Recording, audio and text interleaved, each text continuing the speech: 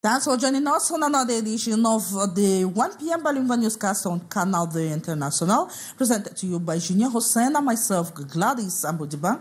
Good day, Junior. Good day, Gladys Ambo. Bonjour à tous et à toutes. Bienvenue au 13h sur Canal 2 International. Voici les titres de votre journal.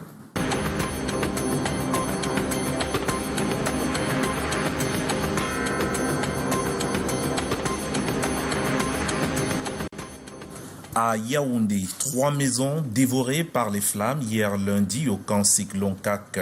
Un homme qui dormait à l'intérieur d'une de ces maisons a été sauvé de justesse par la population. Les précisions dans un instant. An elections, Cameroon Electoral has called on more young people to take last chance and massively register in the voters registration list and fully to participate in the upcoming presidential election. Officially launched the 2025 voters registration process that was yesterday at Bankomo in the central region. The Director General of Elections Cameroon, Eric Esose, urged latecomers to rush because the exercise can be suspended anymore. Lycée bilingue de Bafia, 28 élèves exclus, une pilule amère pour les parents d'élèves de ce lycée. C'est simplement la main lourde de l'administration de ce lycée pour réinstaurer la discipline et le succès. And several neighborhoods in Cameroon's economic city, Douala, have been facing severe water shortages. Dakar, some parts of Bonaberi in the Douala 4 subdivision and Bona Musadi in the Douala 5 subdivision are the most affected. And in this newscast, we shall take you to Bona Musadi terminus, where a year-long road construction work has reportedly damaged pipes supplying water to the neighborhood. As a result, locals have turned to boreholes, but they decry the challenges of accessibility. Those were major stories. Stay tuned for developments.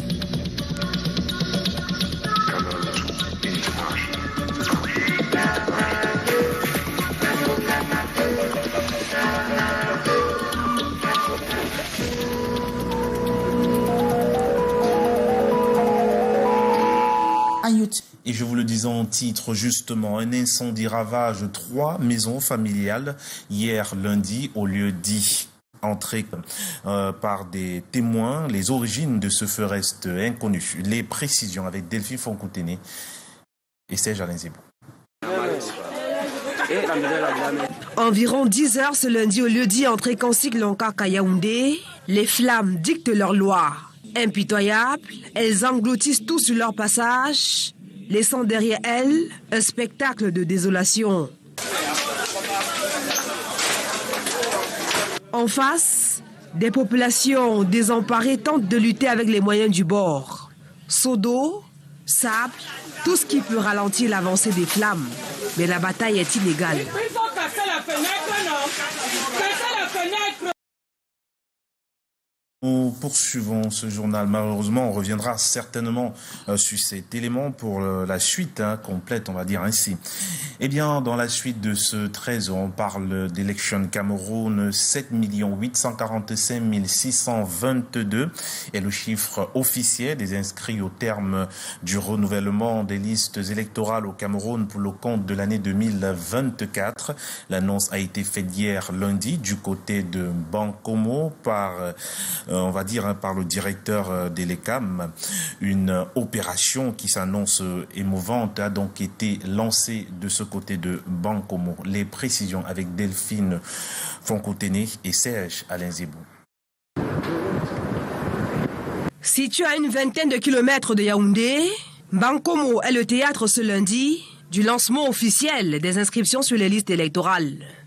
Une cérémonie particulière marquée par la présence du directeur général des élections, venu lui-même donner le coup d'envoi de cette opération nationale. Nous ne voulons pas faire de la trappe autour. On veut inscrire les personnes qui vont venir voter le moment venu, pour que nous n'ayons pas des abstentions. C'est pour ça donc que nous encourageons ceux qui veulent être des électeurs en 2025 de s'inscrire. Pas ceux qui viennent s'inscrire après, ils ne sont pas là. Sur place, le poste d'inscription accueille un flux régulier de potentiels électeurs. Certains privilégiés repartent avec leur récépissé, reçu des mains d'Eric Esose. En Bankomo, l'engouement observé n'est pas anodin. Pour beaucoup, 2025 est perçu comme une année cruciale pour le Cameroun. Je m'inscris ici là parce que je vois que le pays va un peu bien. 6 jours après le début du processus, L'appel à l'inscription est pressant. Le calendrier politique impose une clôture des listes au lendemain de la convocation du corps électoral. Interrogé sur les récentes controverses autour des chiffres d'inscription, Eric Essoussé clarifie les faits. Les chiffres sont clairs, 7 845 622. Est-ce que quand on le dit, c'est pas clair? Il n'y a que ceux qui cherchent, n'est-ce pas, les sorciers dans les choses qui le disent. Mais nous savons que tout est clair. 7 845 622, voilà le chiffre officiel que nous avons dit, qui est sorti dans les journaux, même que les médias ont repris. Je n'ai pas entendu un seul média qui donne un chiffre contraire. Sur la question des kits électoraux, le directeur général des élections annonce l'arrivée très bientôt de nouveaux matériels destinés à renforcer les capacités opérationnelles sur le terrain. Autre sujet à présent, on va parler de la reconstruction de la route Ngaoundéré-Garoua. Les usagers réagissent. Kwakam, Cyril, pour les Plusieurs projets routiers prévus de longue date sont en voie de démarrage. Il s'agit des routes Ngaoundéré-Garoua. Dans son adresse à la nation le 31 décembre 2024, le président Paul Biya annonce la réhabilitation de la route Ngaoundéré-Garoua sur la nationale numéro 1. Cette nouvelle réjouit les usagers et transporteurs. Nous avons accueilli ce discours avec enthousiasme parce que dans tous ces propos, c'est dans l'intérêt des transporteurs camerounais, tchadiens et surtout pour la population des deux pays. Comme le père de la nation a parlé, ça nous a vraiment soulagés. On attend vivement de ce qu'il nous a dit sur la route de Garoua. Le chef de l'État va plus loin, la construction du chemin de fer Ngaoundéré-N'Djamena, de quoi ravit la communauté tchadienne vivant au Cameroun. En tant que Tchadiens, nous pouvons vraiment saluer ce projet parce que vous savez que le Tchad est un pays enclavé, comme je l'ai dit tantôt. Et avec le chemin de fer, le Tchad sera désenclavé. C'est un sentiment émerveillé parce que c'est depuis 1975, quand les feux présidents Aïdjo et Garret Tombalba, c'est eux qui ont posé les jalons de ce chemin de fer, mais ça perdure. Le feu dédié avec son excellence Paul Biya, ils ont entamé ce processus et ça fait que perdurer, Nous, notre souhait est qu'en 2025, que les choses se fassent réellement. La réalisation de ces multiples projets réduirait à coup sûr le temps de voyage, facilitera les déplacements ainsi que le développement des zones concernées.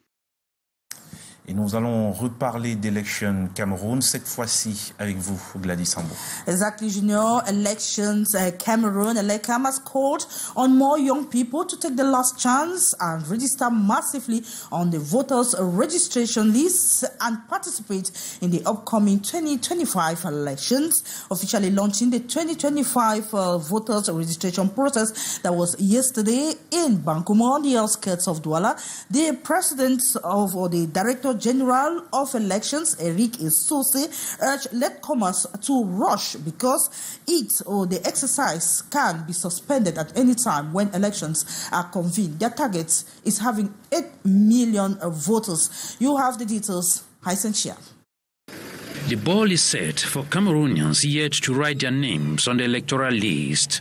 Reopened on January 1st, as stipulated by Section 74, Sub 2 of the Electoral Code, the voters' registration process for 2025 is officially launched this January 6 at Bankumo, Mefo Anakono Division of the Central Region, by the Director General of Elections, Eric Essoussé, with a clear objective. What we want to do now is to encourage, particularly the youth. Also, we want that for this year is the year of the election.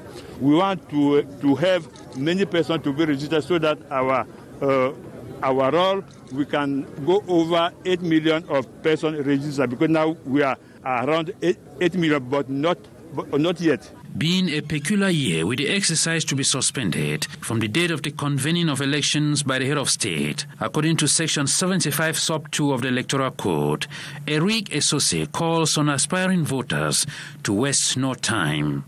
To convoke each citizen to come to be registered. But the strategy is to come first in our council, first to go everywhere than if we have our kit, you can be registered. But we don't want to register the person who at the moment for voting, they are not there. We want to take the sound person, the person who will be there at the D-Day, the day of election. Many rushing, taking advantage of the launching this Monday to get their cards.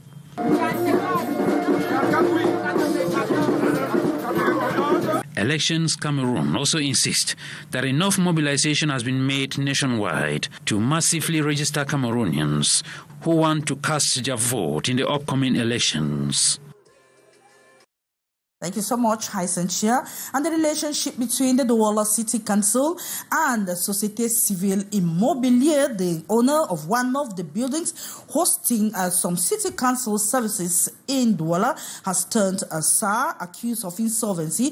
The Douala City Council says or attributes the delay in the payment to lack of the necessary documentation from its counterparts. The lease agreement signed in 2022 has faced challenges in its execution. Henry Kejan tells us more.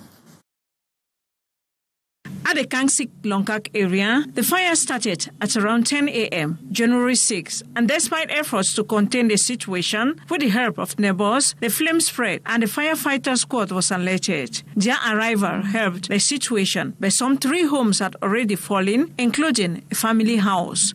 Birth certificates, diplomas, gone. Yes, a man was sleeping when all this was ongoing, but thank God he was rescued. Unfortunately, there was no loss of human life. The pains of these families, similar to the distress of traders at the Moklo market, precisely at the Sape area, warehouse with cereals, maize, granules, beans, gari, stores and private homes ravished by wild flames.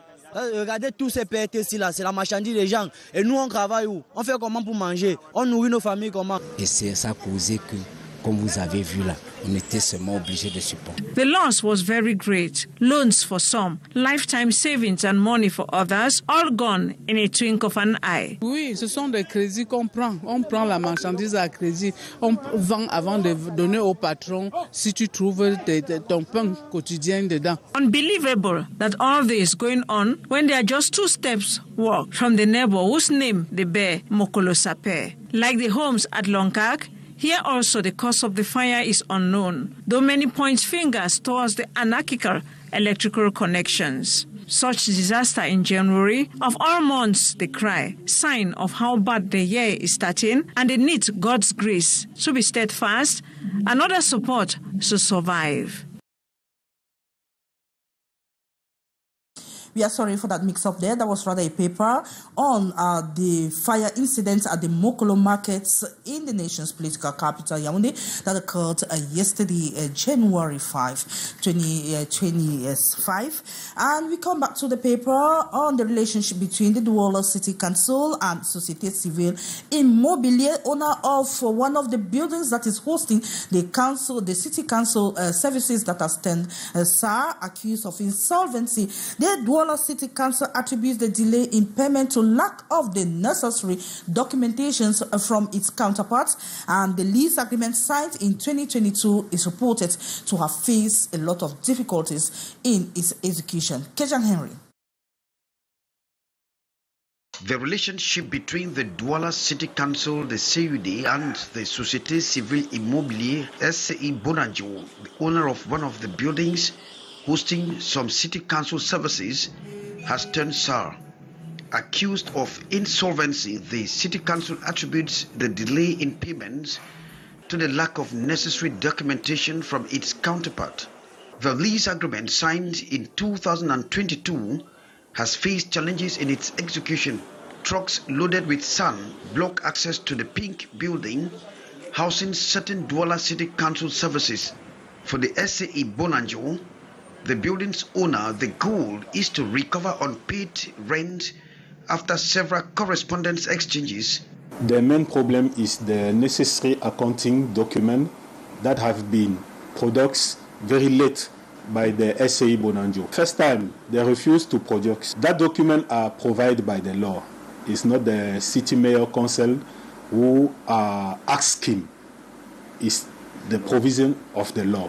At the Legal and Litigation Affairs Department of the City Council, FEDEP is not denied.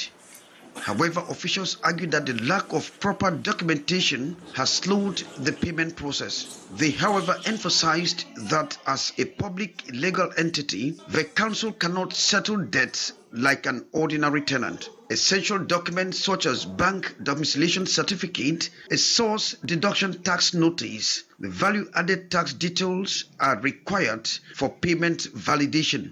The debt, initially estimated at 351 million CFA francs, has been partially reduced, with the City Council claiming to have already transferred 305 million CFA francs towards the settlement. Thank you so much, Kejan Henriette Tembe. We come back to the paper on the fire incidents in the nation's political capital, Yaoundé.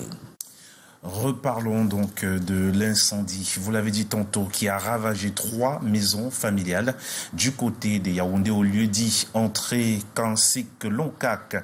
Un homme endormi, je le disais un moment, dans l'une de ces maisons a été secouru in extremis, racontent les populations. Les précisions avec Delphine Fonkoteni.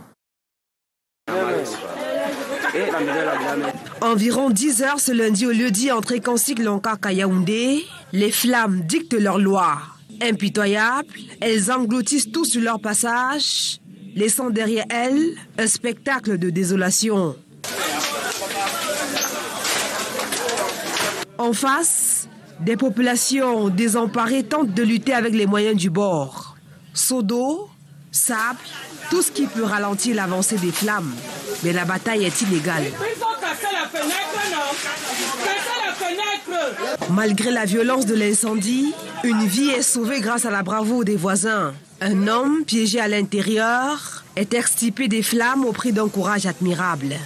Sachant pas qu'il y avait un être humain dedans, c'est là où je me fais dans mes hanches. J'ai un peu sur un prunier pour pouvoir sauver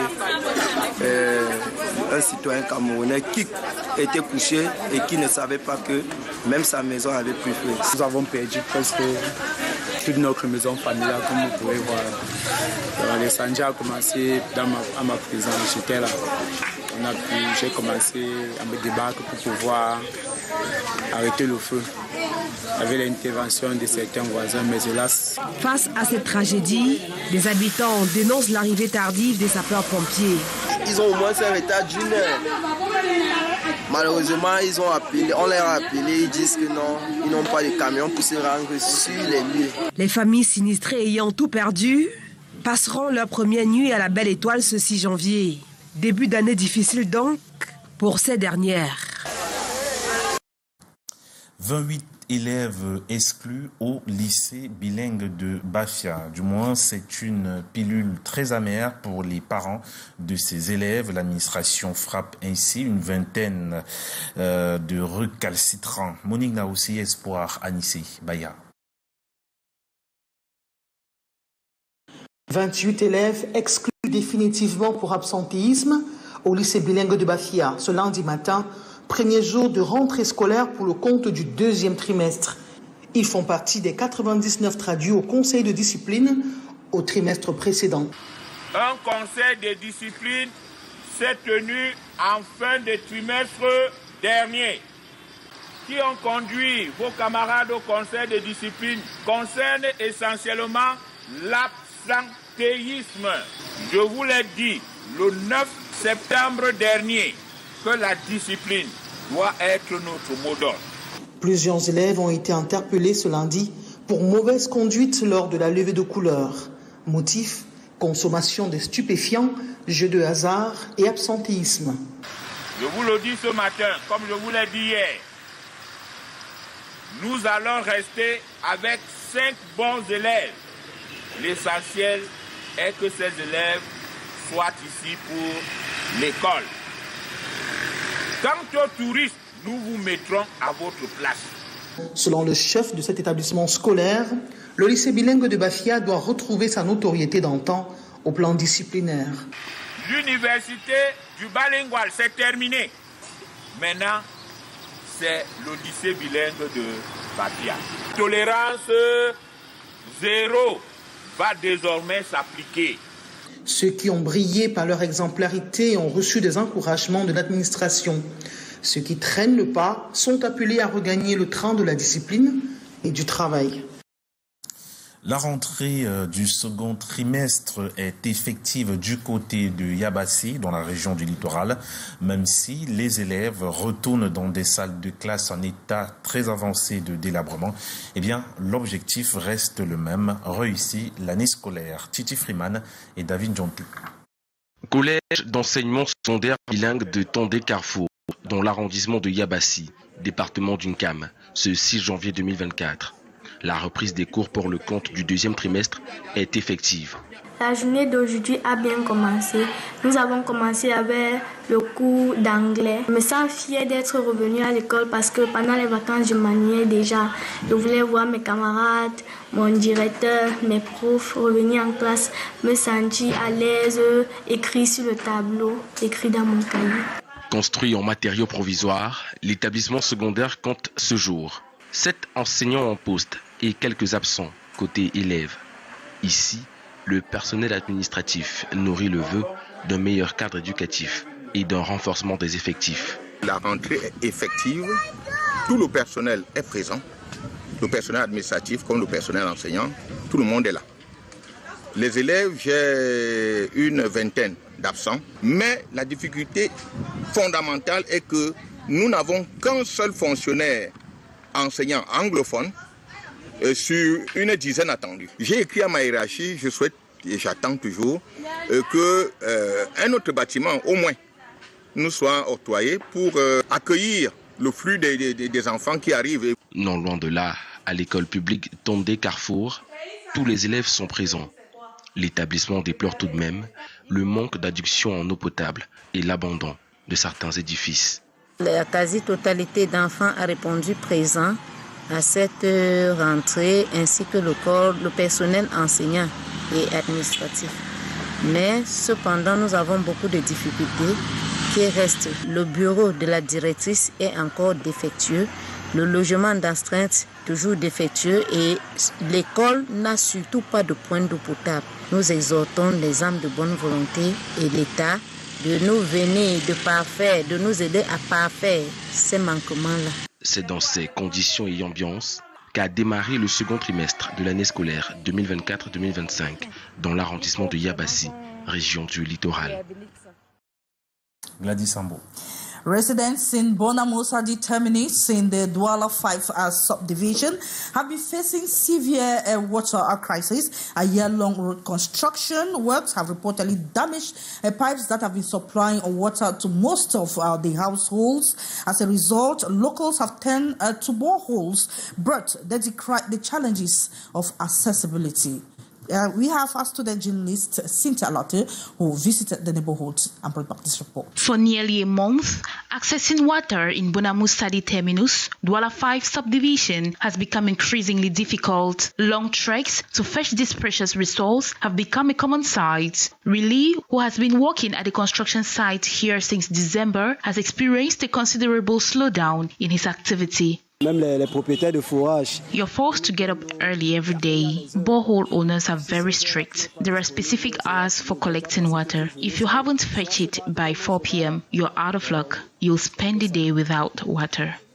Residents blame the ongoing road construction for the destruction of pipes that supply water to the area, leading to significant disruption in water supply. They are not doing anything to fix the pipes. We continue to suffer poor treatment while carrying water from boreholes, and we are often insulted. Meanwhile, we have tap water at home that isn't flowing. Les travaux publics, ils ont cassé les tuyaux qui mènent dans les foyers. Despite turning to boreholes and other alternatives, residents remain concerned about potential health issues. Là où tu trouves l'eau, allez, tu es obligé. Les trucs comme les forages, les puits là, vous voyez que ce n'est pas prudent qu'on peut boire ça. Inhabitants of Bonamosadi terminus are urging the authorities to take immediate action to restore their water supply.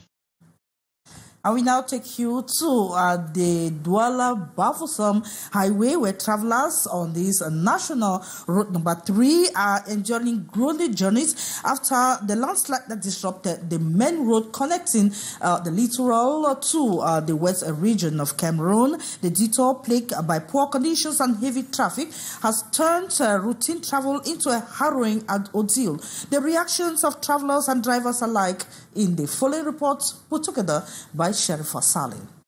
For those traveling from Douala in the littoral region to Chang in the west region of Cameroon, the journey has become a test of patience and resilience. Since a devastating landslide struck the Chang escarpment 2 months ago, a poorly maintained detour has been the only road available. The tragedy, which claimed the lives of 10 people, has left a lasting impact on road users.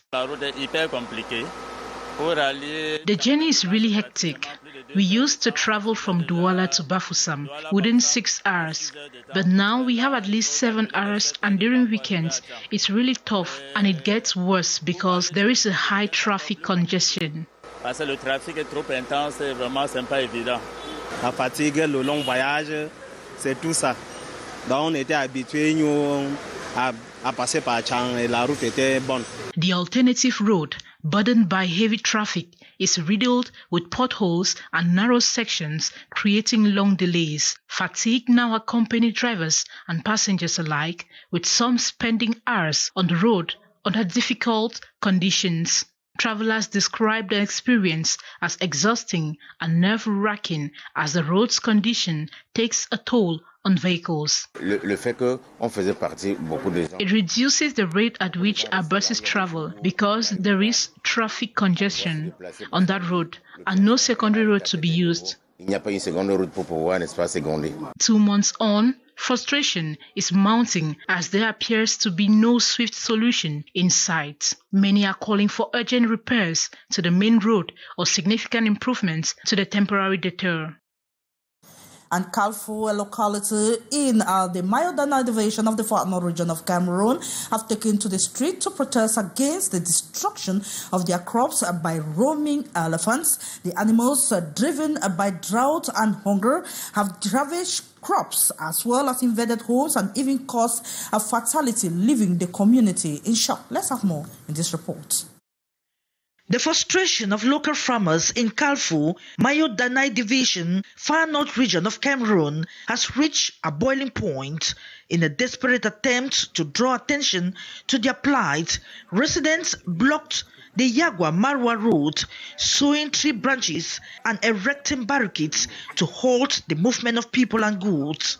They equally brandished placards demanding a halt to the straying of elephants. The protests come in the wake of devastating damage caused by elephant herds, which have been foraging in plantations and residential areas due to a prolonged drought that has left their natural habitat barren. The situation turned tragic on the night of January 3rd when one person was killed in an encounter with the elephants. Crops, a vital source of livelihood for the community, have been destroyed, deepening the economic crisis for farmers already grappling with harsh environmental conditions. Residents accuse the Cameroonian authorities of inaction despite the growing human and economic toll.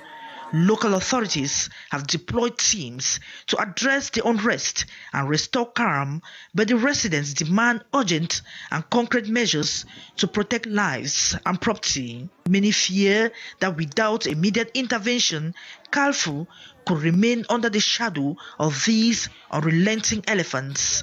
As climate change exacerbates drought conditions in the region, human-wildlife conflicts like these are becoming more frequent. And that is how we saw it for the 1 p.m. bilingual newscast on Canal International. It is actually a pleasure knowing you are watching, but don't go away. And this never second, which will be the primetime newscast in the French language. Good day, Junior. Good day, Gladys Ambo. Merci à tous, à ceux qui ont assuré la partie technique de ce journal, Colin Swancha et Eddie Fomécan. À très bientôt.